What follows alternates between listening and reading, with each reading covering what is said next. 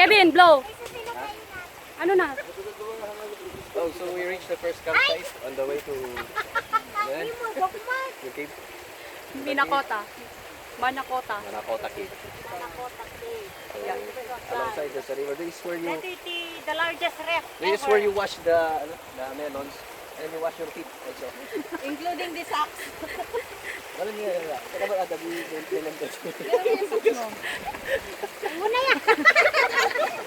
Makagupsog na. Pwede ka subados kayo mo. This is where you chill your drink.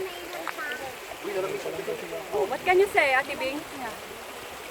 Ate Bing, talk to the camera. Ah yes, the water reach here.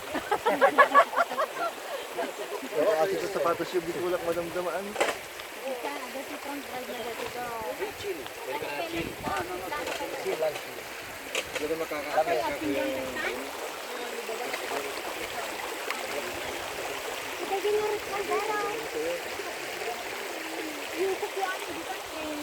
Chill na po yan.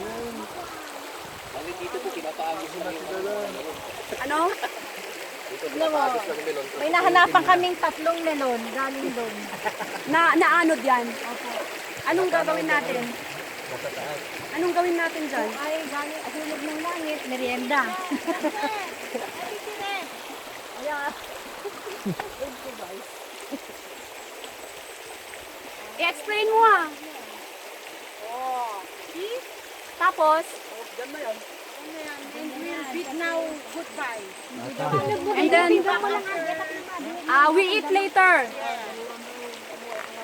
Alright. Ox na ox.